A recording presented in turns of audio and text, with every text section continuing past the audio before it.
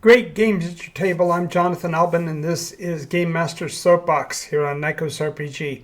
Thank you for being here. Today we're going to be covering a pretty broad spectrum. We're going to be looking at the evolution or the advancement of tabletop games over the last 50 years. Now, I've been a game master for Dungeons & Dragons and other role-playing games, as well as an aficionado in the overall games industry for 50 plus years. And so today we're going to be diving into this history with an eye toward the perspective about those games and how they've changed things.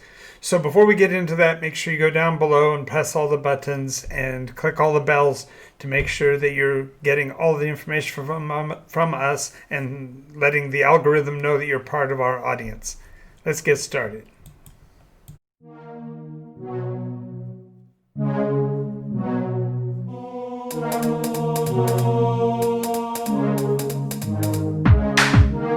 Absorbing damage is the name of the game. From the claws of monsters or the heat from a ball of flame, or strength in numbers is a roll of the dice. Alrighty, so before we go deep into this, I want to do a quick retrospective, I suppose, on the entirety of the games industry. When I was a youngster, and I could take my teeth out and do the old voice of back in my day when things were way different, but when we look at the evolution or the advancement of game mechanics and the actual expansion of the tabletop games marketplace, I do want to start with where we started way back when. Now, we are speaking of 1974-75 as the starting point for this, but the story actually goes back a considerable distance before that. We've talked before about H.G. Wells and the advancement of Little Wars, the concept of playing out situational conflicts through games. And this is actually even older than we might consider, because in Europe in particular, they took the concepts of understanding history in terms of warfare and conflict way more seriously than perhaps most people today would be aware.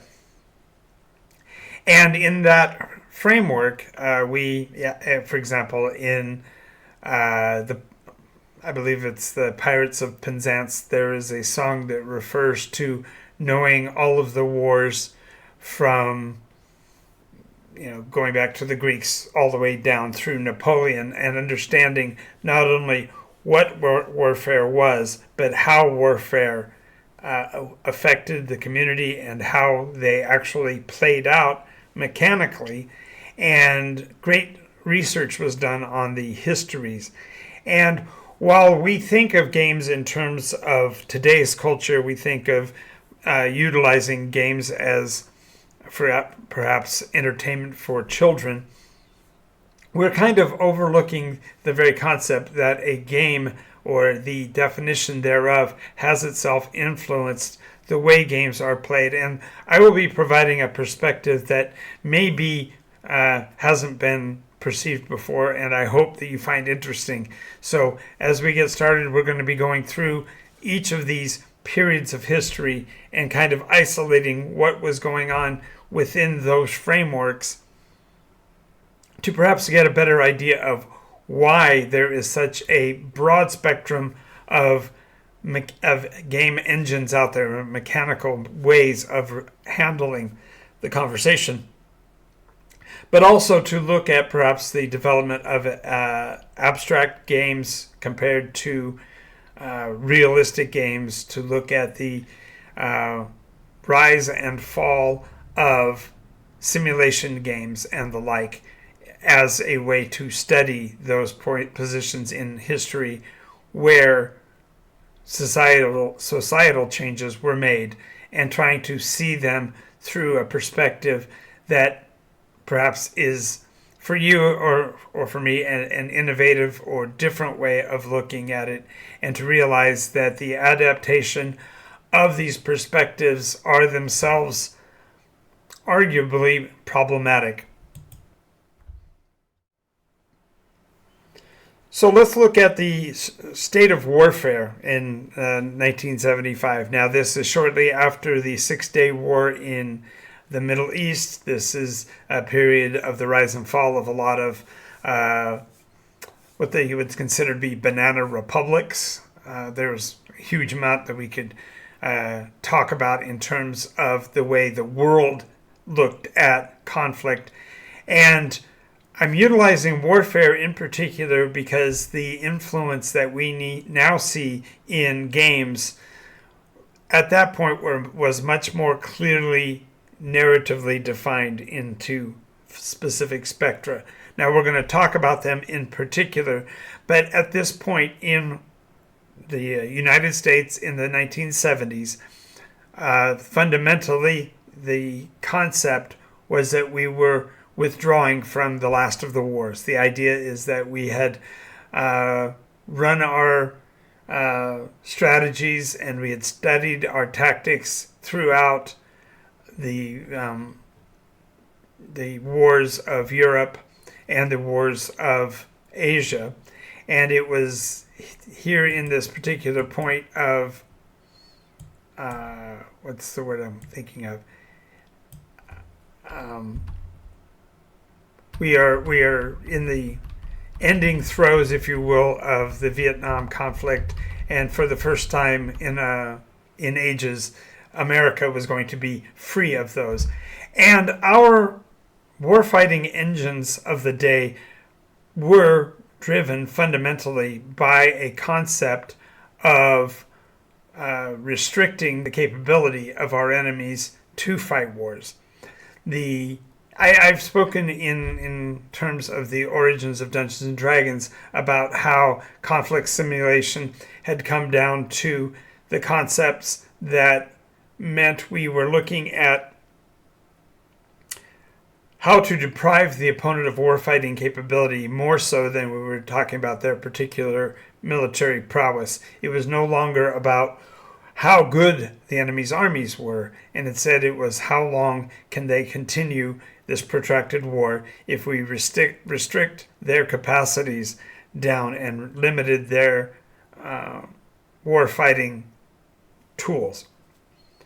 Now, this is important because in the 1970s, the majority of people who were involved in the wargaming hobby, so to speak, fundamentally were grognards. These were individuals who had been in conflict or were aware of conflict and therefore either were wishing to reflect on their days of daring do and their particular military prowess, or were trying to understand or comprehend how those conflicts played out in ancient times and trying to see a relationship with the current era and how they compared and contrasted. This led, therefore, to a lot of consim, or conflict simulations, wargaming. In other words, play through the history, look at the conditions and events that were outside of the framework of your game, and try to internalize or identify how they were similar to or different from current warfighting understanding. And therefore, yes, there were a lot of children's games. There were certainly diversified, fundamental mechanical toys for interacting with each other through the tabletop, whether this be the myriad of card games that were devised or the number of board games that still persisted, especially those of the legacy style like chess or checkers or Go. And then there were the consims, and the conflict simulation games were the rage among the, if you will, intelligentsia of the time. And this concept of looking at human conflict in terms of warfare was sort of like the equivalent of a meta game environment of today. So we need to realize that's the framework from which Dungeons and Dragons derived and role-playing rose. These concepts, therefore, that came into regular use in the 1970s really played on those concepts. Now, before we go any further, I do want to talk about, in particular, the realization that our cultural population awareness has been drifting decade over decade away from one-to-one correlation. So, for example, in the World War II era, the 1944 to 1955 era, the majority of people, 50, I believe it was, I think the statistics will bear me out on this, 50% of persons in America either knew somebody who was in the war or were themselves involved in the conflict. When you move forward to just a short distance forward to the Korean conflict, it is down to 1 in about 1,500 that were either aware of or involved with warfare. By the time you get to the end of Vietnam in the 70s, 72, 73, 74, it's now down to 1 in 15,000. Moving forward yet another decade, 2 decades, when you get down to the concept of the time frame of Desert Storm, it's 1 in 150,000. Some, extremely rare number of people that are actually involved. And now, another decade, 2 decades past that, it's less than, I believe it's less than 1 in 200,000. Either it was in a war or knew somebody was in a war. So therefore, the connection between conflict, frontline conflict, and player simulations thereof is so broadly divided that it's hard to actually compare. And as game development has continued, the number of people who can be military consultants for those properties become fewer and farther between, and the age continues to creep up to the point that they are so far separated from the actual conflict that the games no longer have any bearing on actual interaction.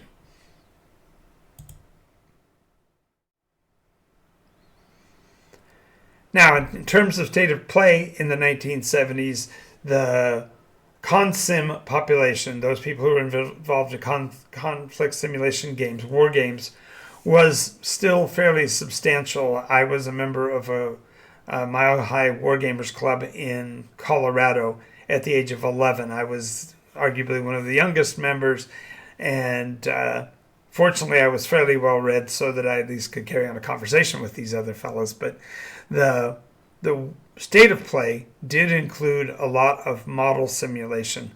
And by that, I mean you would build scale models of aircraft or vehicles, and then you would play out the action between the units across either a fairly large board or actually on the floor. And I state all of that because the game that was originally going to be played on the day in particular that I learned how to play D&D, the game of choice was actually going to be Mustangs and Messerschmitts, and that was a 1/72 scale air combat game. And fundamentally, you would operate model aircraft across the space, and I've gone into detail on how that works, and I can perhaps dredge that video back up out of the archives and make a new one. But the idea was that you would be piloting an aircraft and you'd move your aircraft around on the field of battle, taking into account positioning, identification of an enemy, elevation, speed, altitude, and navigate into air-to-air combat. And you would move these models around. So war was a predominant way of communicating through games. And the detail that was taken into account became considerably more and more accurate, even as it became more and more difficult to play out. So, for example, if you were going to take the scale of, you could go all the way back to the Battle of Marathon and play it out utilizing numerics that were estimated from the poetry of the time and looking at the actual geography of the locations and play out what must have occurred in those hills at that time. And so the level of detail was increasing. The idea of realism in the game was increasing, and you were trying to deal with questions that were fundamentally unanswerable. For example, a unit that is demoralized and therefore no longer functioning as a military unit. What must it go through in order to rally and regain a position in the battlefield and be pertinent? Was it possible for such things to turn the tides of battles? What are the conflicts that directly engaged the resources? Were they, useful? Having that as the staged ground that Dungeons and Dragons started, it's no wonder that many players were looking for a fantastic outlet, for looking for a way to move beyond the physical and to deal with these same conflicts in their mythical standpoint. I mean, we are aware there, according to the Odyssey, there was a great battle. In the Iliad, there was this great battle in the area around the city of Troy. But at that point in time, historically, they hadn't yet officially discovered where Troy was, and so it was relegated to fiction. Now, by the time we get to the 80s, Troy has been discovered, and they're doing digs to find out there was indeed a Greek conflict, a Greek influx, which at the time seemed rather incredible to even perceive of, and yet there were moves to try to understand that. But that meant that the fantasy portion became more real. As time goes by, of course, you're going to see more and more of that.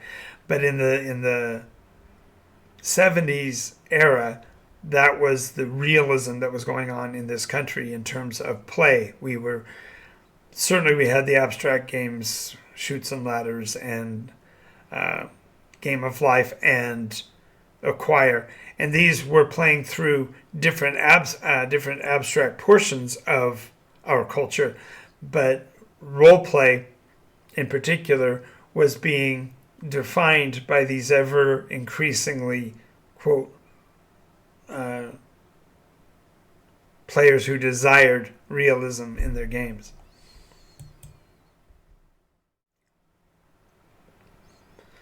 So now that we're talking about these games of strategy, tactics, and conflict simulation, we're now talking about games that would play out in 4 to 6 to 10 hours, and you'd be able to resolve the entire conflict and make conclusions, draw conclusions on, well, was it the positions of our cavalry? Was it the rate at which we invaded?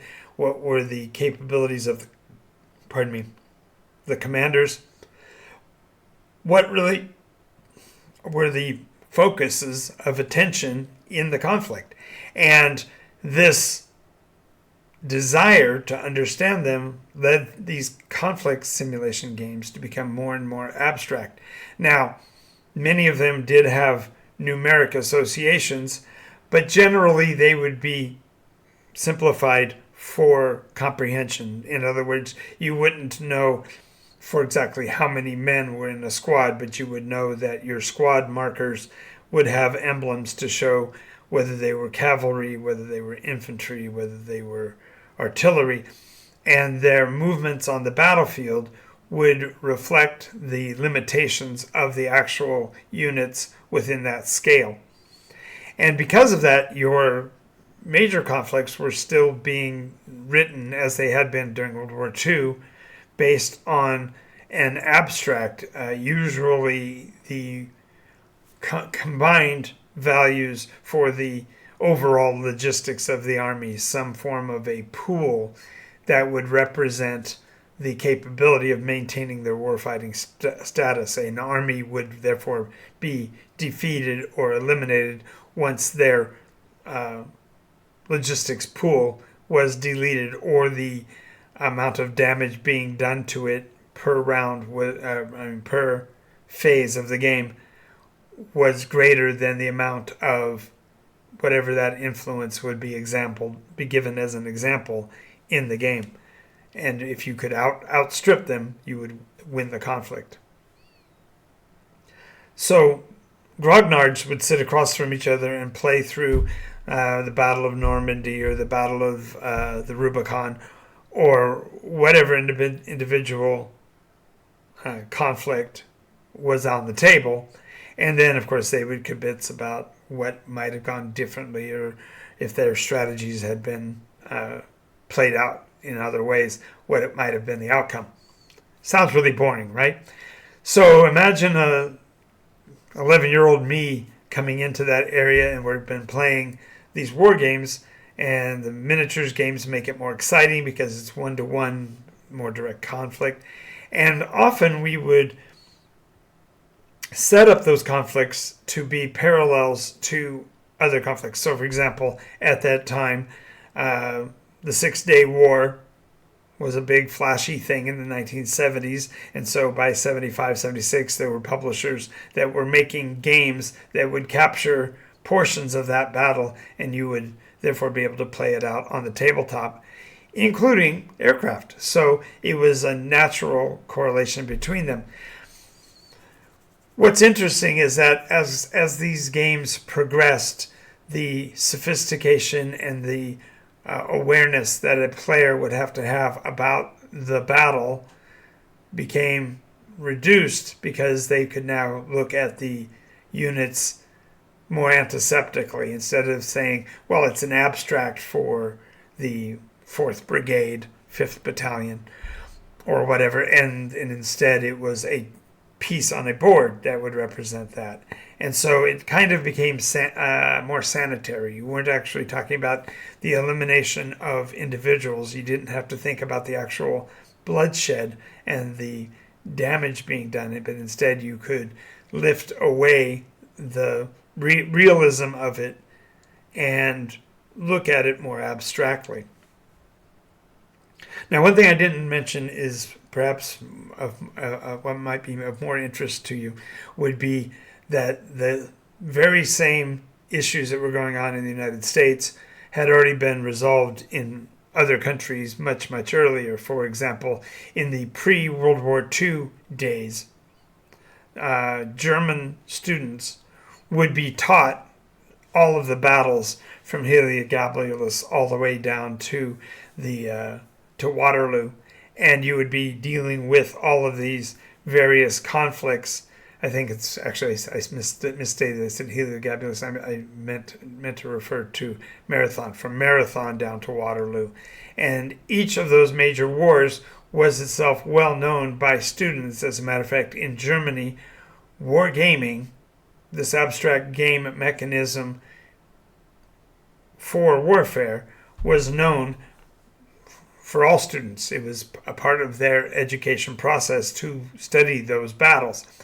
And therefore, what that led to is that by the beginning of World War II, virtually every student in Germany was aware not only of his position within the military, if he was, but he could also understand the decisions being made by the higher ranked individuals.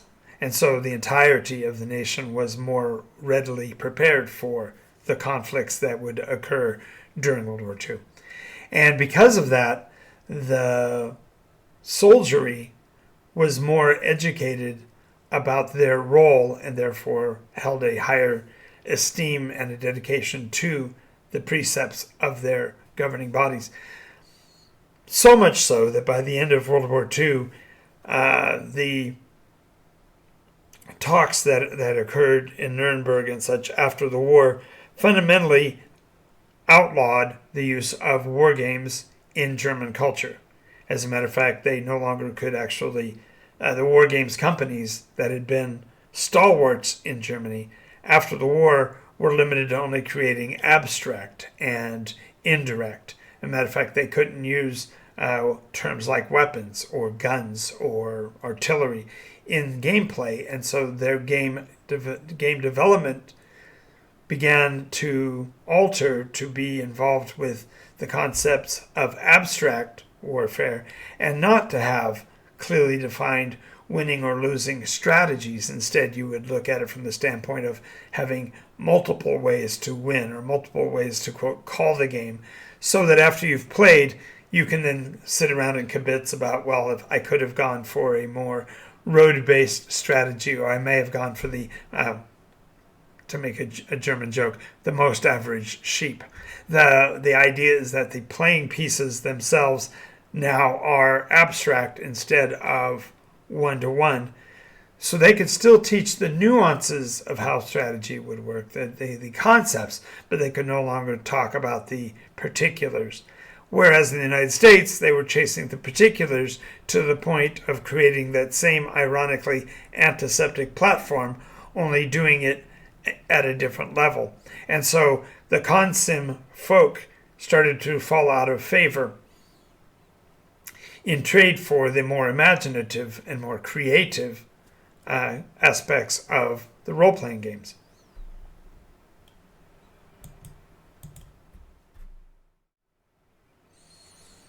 Of course, now we have to look at the American marketplace at that time. Now, prior to World War II, American companies that made games did make some frivolous ones. Some of them made ideological ones. There's the whole discussion about monopoly and its origins, and perhaps I'll do a video on that topic if you want me to pursue that one. But the concept of games was fundamentally a diversion for children. It wasn't something that individual adults were. I mean, there were, like I said, the consim folk, but culturally, there was not a big draw for warfare understanding among average populace. The war was, for the most part, the isolationist American agenda kept us out of those conflicts for the majority of our nationhood, and it was only when we were dragged into it in the 30s and 40s that we started to see ourselves as part of the global equation and to see perhaps our role as a global force. But this meant that in the 40s and 50s, now that the war is over, World War II is over, there's not going to be another one. This was the greatest war ever. There's not going to be another one. They started to package up and parcel the concept of war fighting and marginalize it. That led to, therefore, the consim folk being, because of their dedication to their craft and their understanding of its more individualized nature, were okay with the isolation. It left them to be able to pursue their individual desires in that framework without having the larger national oversight. But add to this, there was a change in the world as the sciences were coming out of their lethargy during the war and moving into the forefront in our culture. It was because of physicists that we were able to end World War II, because of the positive or negative aspect of the nuclear weapon. But we had we'd come to a position where we didn't have to any longer worry about warfare. It now became something that could be marginalized and left to its own devices, so to speak.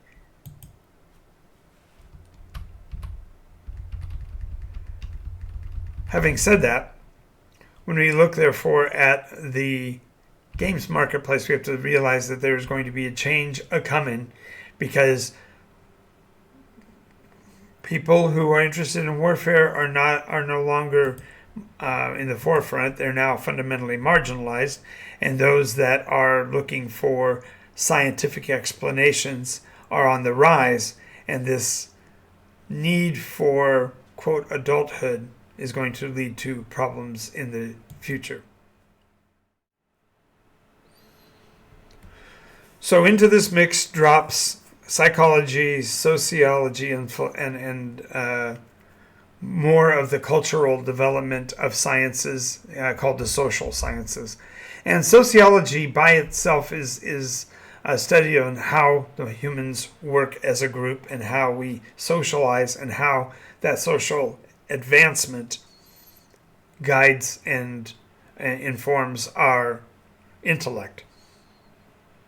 Well, part of that concept of sociology was a development of something new called game theory. And this concept of game theory is fundamentally a doorway to comprehending why people do what they do. In its most basic form, sociology is a study of individuals and their reactions when given specific stimulus in the form of a game. Now, in its strictest form, the most dialed in form, therefore, any interaction between two or more individuals can be considered a game. And therefore, if we take any condition and we break it down to its most basic format, we can look at it abstractly from outside and not influence the individuals who are actually participating in it. Star Trek, for example, talked a lot about the concept of the prime directive. And the prime directive is fundamentally sociology 101, that you are, when you introduce yourself to a culture, if they are not equal to or greater than your own advancement, you are not going to interact with them in a way that's going to modify or change them. So the very concept of game theory is intrinsic, if you will, in the concepts of our civilization. And therefore, students of sociology were being introduced to this concept of a prime directive, of a exploration of interaction with hands-off. And I'm certain you've heard of the prisoner's dilemma. You've certainly heard of different zero-sum or non-zero-sum games. Generally in sort of mysterious tones or hushed tones, because the concept of these games literally are that they are not supposed to be interfered with. You're supposed to be able to, therefore, analyze a possible outcome by only experiencing it from the top view down. You're looking at the game as it progresses and determining the success-failure of this. This influenced not only board games, but the development of computers and computer games. It led to the construction of the utilization, for example, of a chess game as being a study in computer science, because the computers, in theory, could sit and run simulations of every possible game option, but you had to sculpt them so they would feel more real. All of this plays into the development of Dungeons & Dragons, I promise. It just seems, I'm sure, abstract to you as you're hearing this. But the idea is that we are therefore now in a world wherein the sociology is taking away from our understanding somewhat. It is in this time, for example, that Alan Hassenfeld graduates from university with a degree in sociology, and the information that he gathered in his life means that he would understand the concept of game theory. And his company, his family was involved in the games business. And so it's not beyond speculation that it may have been influences on his worldview as he took up the mantle of running the corporation as he became older. The Hasbro company, therefore, now controlling the games industry, might have perceived of games as having this same sociological value, and that is that the game should have no net value. And if so, what's the point of teaching it to adults? Why should adults be playing games? As a matter of fact, arguably, we should be looking at it from the standpoint of we can study the games that children play from the above and the outside, because we are developing the game theories that are going to be manifested in those games and endeavor to make them more socially acceptable, more advancing of the students and such. Well, what that fundamentally led to was a change in the culture of America feeding into this anemic nature. We were drawing back from playing these one-to-one relationship, hard and fast world war games, because war is now an unfashionable and unfavorable thing. We want to put it behind us, put it off to the side, and no longer have it as our focus. So with the advent of games like Dungeons and Dragons, now you have a fictional place to put it. And the irony is that the level of realism that the games require for role-play games, because you're actually playing out situations in the role-play environment, become convoluted and somewhat testy within the sociology, because those games that are supposed to be for children are now endeavoring to teach or involve things that are perhaps outside of their social awareness, consciousness, and therefore we should try to avoid them. And this led to a whole lot of cultural confusion.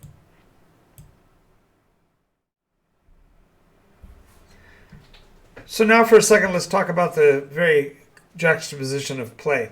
If you are an individual who is a wargamer and you have played war games for most of your existence, you have an understanding of warfare. You understand the concept of attrition. You have an awareness of the cost of a unit being unserviceable or no longer valuable in the terms of the game.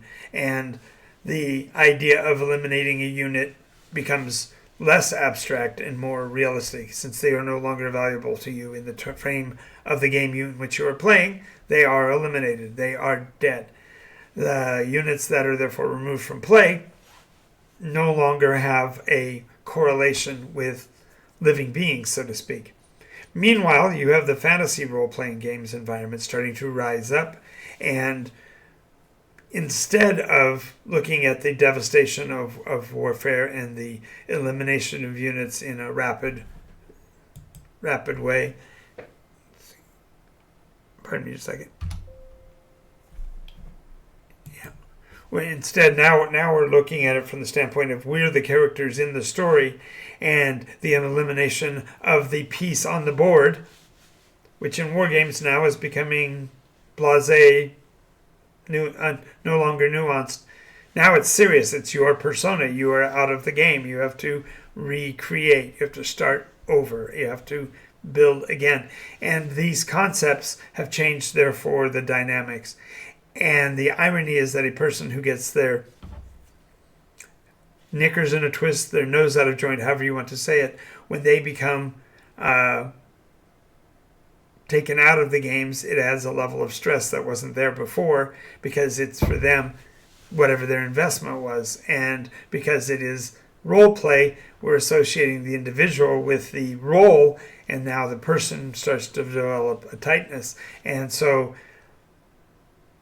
it's not surprising that video games add to the concept the very idea of rezzing back in, that your character doesn't die, your experience in the game doesn't end, you simply have to restart.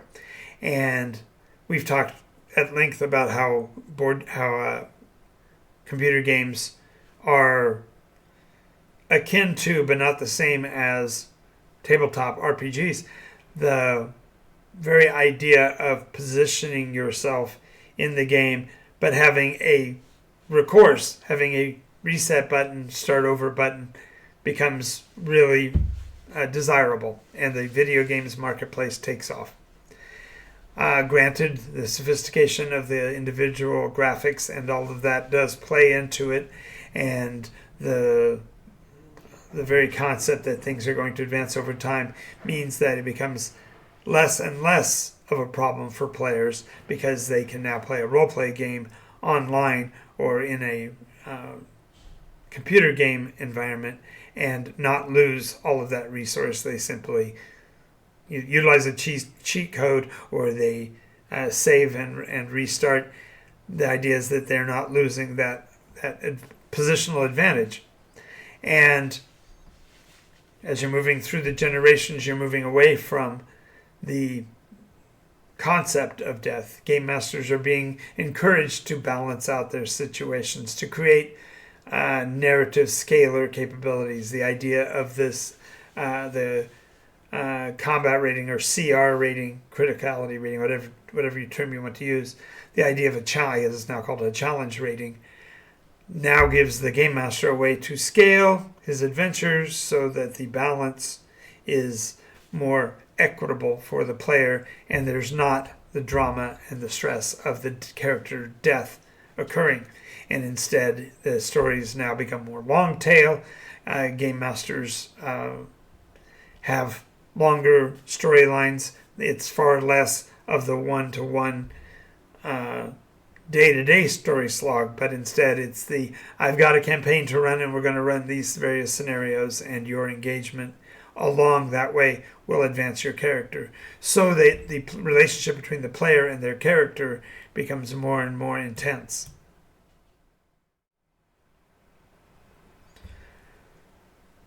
Well, meanwhile, as the American companies are isolating and downplaying their games to childlike abstracts, the European games, which have been now in the abstract for decades, are now much more appealing to play, because when you play, you no longer have to have a single strategy. You could choose from one of several and pursue even more than one at the same time, giving you a broader spectrum of how you can win.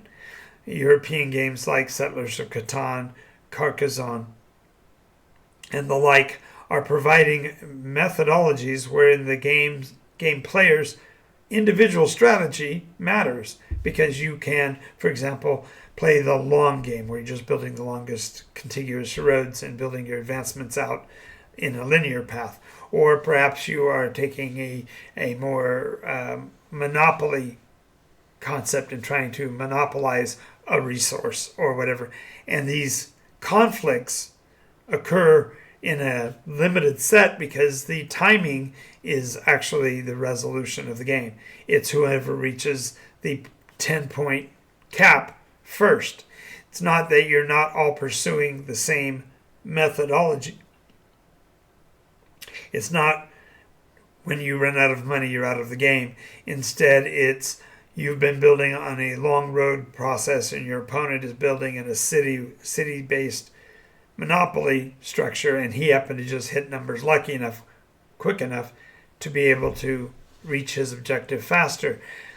Therefore, the game is more attractive to play, because unlike the American all or nothing, win or go home concept, you have more than one option to play, and the kibitzing becomes more fun because now you can talk about what happened in the game, not in terms of which warfighting strategy you use, but what overall tactics you employed to achieve your goals.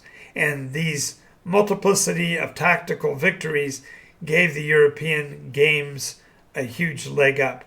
So even as the American market is becoming more isolated and more child-focused and arguably more infantile in their approach, the European games are coming in at a more sophisticated level and with an eye towards engagement. So you might make the saying that Monopoly sold millions of copies, but Settlers of Catan made millions of players. And a copy of the game sitting in your closet that reminds you of your childhood doesn't have as strong of an influence on your adulthood as those things that you engaged with as an adult that you appreciated. And so the push to make games more European in nature became part of the function of the 1980s into the 1990s. This is particularly evidenced in the game the company Days of Wonder and their property Ticket to Ride. This product by Alan K. Moon was innovative in that it was taking the American mechanics of a simplistic game, basically rummy, and merging it with the more European style of winning. Not only are you winning by acquiring certain objectives, but more importantly, you're acquiring the opportunity for more objectives to be achieved. So the play of it felt very European, but it was made nonetheless in America. Specifically, it was the first American game, if I recall correctly, to have ever won the European games competition called Spiel des Jahres, operated in Essen, Germany. And the concept of the Game of the Year mechanism went all the way back into the 40s. And so this concept really influenced the way designers worked, so that when Alan Moon finally took an American game and achieved that objective, it was kind of like the beginning of the balance between the rise of the European games and the fall of the American games. Now, with that dichotomy, there was something else I was going to mention in particular.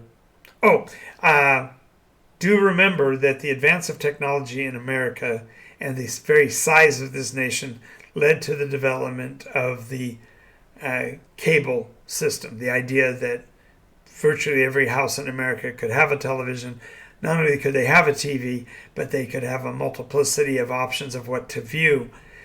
And the cable explosion really led to a wide gap between the Americas and Europe in terms of playership, because here in the States, as the TV became endemic and was everywhere, the number of hours watched by Americans skyrocketed, and in the rest of the world simply wasn't the case.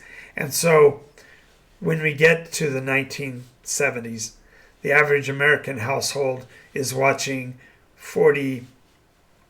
35 to 40 hours of television a week, and in Europe it was 3 to 4 hours. And that bifurcation was actually reflected also in the game playing numbers. European families played between 30 and 50 hours of games together every week. That was what they did in the evenings, is they got home and they pulled out a game and they played it. And in America, it was come home, turn on the TV, and watch it. And that is fundamentally one of the major drivers for why the American board games marketplace was falling behind, and why Alan Moon's Ticket to Ride was such a game changer.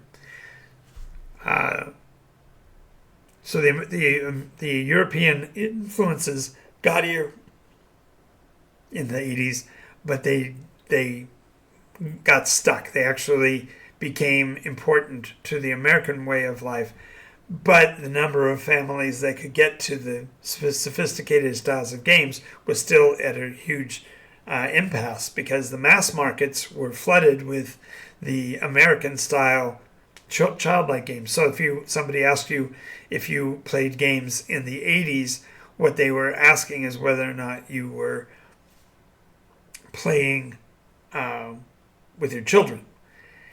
By the time you get to the 80s, now the two markets are starting to emerge. One is the computer games marketplace and the tabletop games marketplace. So when somebody asked if you played games in the 80s, you still were fundamentally being seen as playing with your children, playing children's games. And add to that the concept of the very widely spread, quote, satanic panic, both against rock and roll music and violent video games, violent movies, and the burgeoning or newly developing role-play games environments. That negative pressure was being insinuated on the gamer as well.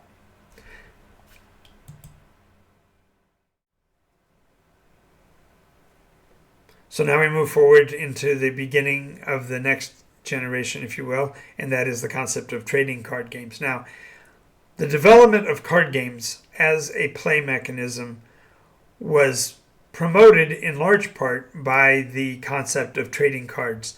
The various companies that made trading cards for baseball games and football games and such really caused a bit of a surprise when many of those individual cards ended up having value to collectors. And games companies were at that point trying to find ways to make inroads that would be fairly inexpensive. Now, this will surprise you, but back in those days, taking my teeth out again, back in the 70s and 80s and even into the 90s, you could buy a deck of playing cards for around 50 cents. The concept of the value of the individual cards was minimal. And so when Wizards of the Coast launched the Magic the Gathering property, they brought down a firestorm, so to speak, in the world view, because these individual cards were low cost to produce, and so their production quality was a surprise because they were taking effort to put quality paintings and images on the cards, and the game mechanics itself was so innovative that there was a narrow percentage where there was a possibility that you might have completely missed out in that iteration simply because they produced a set number of cards and the production was done. But it was so popular that it just exploded. And as it exploded, it also expanded the number of companies. Now, note, this is also in the days of the first fairly decent quality computer games. And so the computer games marketplace and the trading card games marketplace were both rising together in isolation from one another, because the computer games market, of course, focused on those people who could afford to have a computer in their house, and the trading card games were somewhat lagging in terms of chronology. They weren't developed until a bit later, but these marketplaces were growing up fundamentally in vacuums. But there is also the development of the internet, now a new marketplace whereby these trades could occur. And the trading card business just exploded because the computer trading environment also was increasing. And so all of these affected the game store owner, who is literally still in whiplash from the fact that the board gamers have been being relegated to smaller and smaller portions, so there's less and less of their products to sell, at the same time as the development of the role-play games, which were at the time considered to be flash in the pan. They aren't going to last. The grognards weren't playing them, so it wasn't a game that they would be moving into much, or so they thought. The issue is that all of these marketplaces are now racing against each other, against the clock, and against the advancement of computer games, who were rapidly outdoing them, outperforming them. And now with the advent of the home computer and individuals in their homes having a computer for work also meant that they now had a computer in their house for play as well. And all of these markets are in frenetic increases and the expansion. And the development of a game store economy became a matter of judging which of these layouts you're going to follow. Are you going to stay with the grognards and wargaming, miniatures gaming, or are you going to move into role-playing, and are you going to expand with that increasing market, or are you going to take on this new player in the trading card business? Well, the fact that all three of them were expanding and growing was adding to the frenetic nature of the games industry as it is, and the speculative nature of the trading cards in many cases won out, because although it was more specious, more up and down in nature, nonetheless it was something that a game store owner could start buying into the legacy of and generating revenue by buying what's not hot and turning around and selling what is. And this has led now, therefore, to be entire stores dedicated to each of these nuances. And yet the overall game store is stuck in the middle trying to cover all these bases.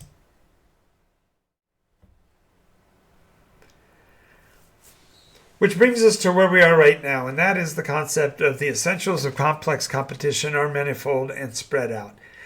Most marketplaces for games will pick 2 or 3 of these tent pegs and build tent poles and will drive their stories in particular around those properties, and therefore they won't cover 1 or 2 of the quote blind spots. The idea here is that you simply can't track all of them at the same time. So endeavoring to cover as many as possible, many game stores will fall into the category of mainline game store, which means, pardon me, having such issues. We'll be having, for example, tabletop card games. They'll have the trading card games will be a set tent pole in their store, and they will be buying and selling singles. Perhaps they might carry 3 or 4 different lines. They tend to specialize into 1 or 2 or 3 of those, or they become total card game stores. If they stay more general, then they're going to have the trading card games section. They'll have a board games section, and that might be extensive because of another advent that I just now realized I didn't include a slide for, and that was the advancement of crowdfunding. The concept of creating a board game with a limited audience but a high rate of appeal, you can expand geometrically with those. And so each marketplace now has its own avenue for generating revenue. So board games is one area it's a stable format, and there's constantly new games coming through the Kickstarter process. There's also the role-play games, which were at one time fundamentally monopolized by Dungeons & Dragons, to the point where many people don't even know the difference between the Dungeons & Dragons concept and the trading and the tabletop RPG as a separate entity. They see them as one and the same. And so therefore you've got the role-playing environment, which now is starting to get its own feet wet in terms of more and more new properties, more and more new agency being made available in those marketplaces. And then you've got the miniatures, which is arguably an outgrowth of the old grognards, but propagating forward in the fantasy settings as well, both fantasy and dark future sci-fi. There are still a very small segment of grognards out there. I do know a couple of stores that hold regular grognard sessions for games like Advanced Squad Leader or Atlantic Wall or whatever. And so they'll have, special events. And of course your large games conventions do what they can to accommodate all of them. But all of these are really essentials for the complex competition that is the games industry. And I know that based on my viewership, I'm a very small segment of a very large piece of a very small industry in a very large world. So I get it. But the point is that when we talk about the advancement of our hobby, we really need to take a look at how we got here, because each of the steps that we took incrementally upwards has been one of developing sophistication and elegance. We're looking for something that is easy to play and beautiful to look at and still holds its numeric value as compared to those who are playing to play more complex, more sophisticated, more realistic mechanisms, and the two seem to never really quite meet in the middle. And it's this gray middle place wherein we exist. Now, I know I've gone all tutorial on this video, so I apologize for that, but I do want to thank you for sticking with it until the end. We are done for the night. I'm Jonathan Albin. This has been NycosRPG. This has been the Game Master Soapbox. I'm going to get off my soapbox, but before I do that, make sure that you all remember what my granddad always said: go play.